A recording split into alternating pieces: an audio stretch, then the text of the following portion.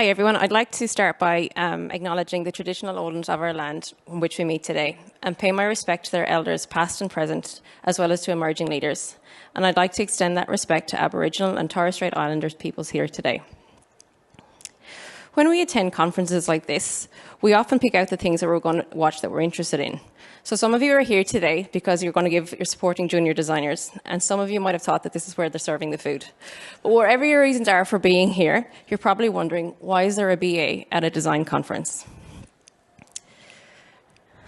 To answer that question, I'm going to tell you my story. And it's much like Damien Newman's design squiggle, beginning with a bit of mess and uncertainty and ending up in a single point of focus until it starts all over again. You see, I'd been through the squiggle many times in my life before, but until I studied design, I didn't really have a name of it. So thanks, Damien, for that.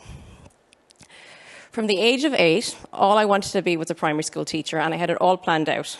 School, uni, teacher, long European summer holidays, retirement, sorted.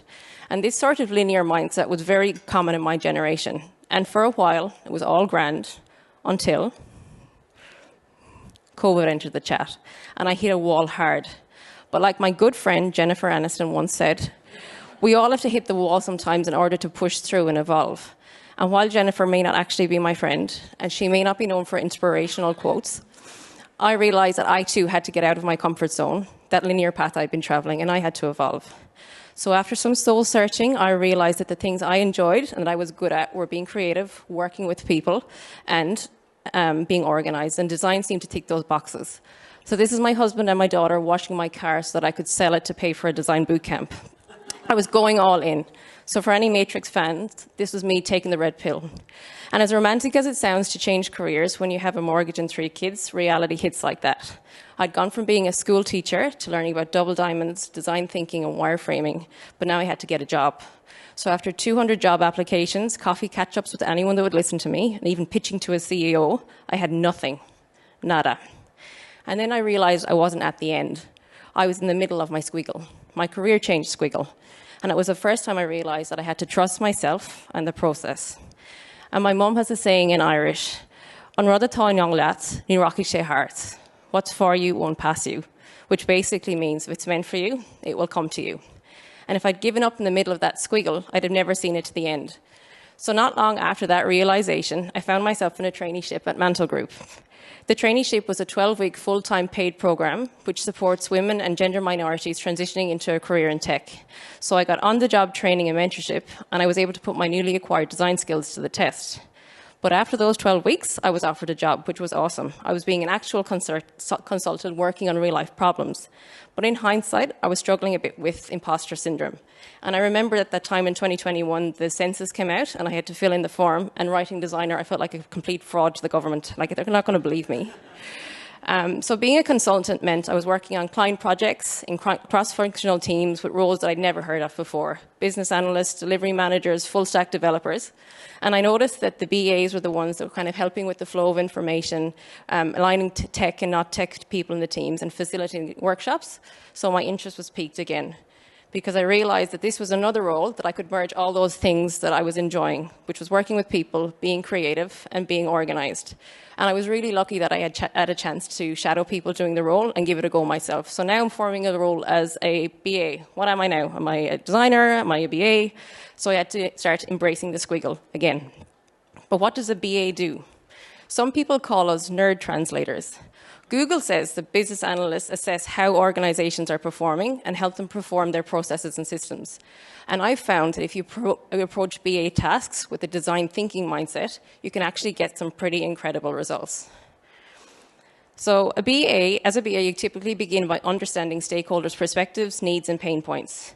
But by empathizing not only with the stakeholders, but also with the users through the lens of design thinking, you can uncover hidden requirements and understand the context in which business problems occur.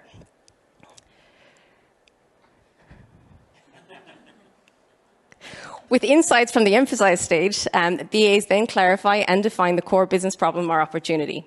Design thinking supports this process by structuring the gathered data into meaningful patterns and defining clear objectives based on human-centered needs along with the business goals.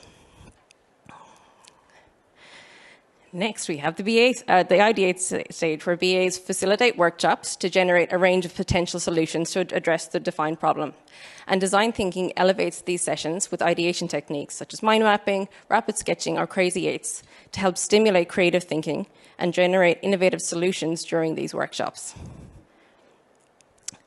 With the defined solutions, BAs typically document and socialize the development of prototypes.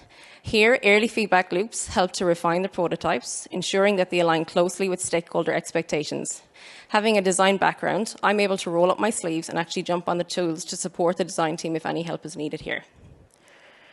And finally, at the test stage, BAs gather feedback from stakeholders and evaluate how well the prototype meets requirements. Design thinking emphasizes the importance of iterative testing and refinement, and by involving stakeholders early and often in the testing process, BAs can validate assumptions and ensure that the final solution addresses the identified pain points. You can also apply design thinking to your career. Emphasize your goals and strengths to understand what drives you. Define clear career objectives to align with your values. Brainstorm creative strategies for exploring different paths. Prototype by experimenting with new roles or skills that you find your best fit, and test and refine your approach by reflecting on your experiences. My key takeaways: embrace change. Change is just another word for growth, and growth is a synonym for learning. Ignore the job titles. A job title alone can just narrow your opportunities, and instead spend time understanding your strengths. And make friends. Be curious and open-minded. Learn from people like you and people who are not like you as well. And if you can take one thing away from today, my hope is that you can appreciate how design thinking can be applied to areas outside of design. It's an enabler and an accelerator, and if you overlay it on top of any process, you're almost guaranteed to get better results. But more importantly, if you apply it to your own life, it might just help you to make sense of squiggly situations. Thank you.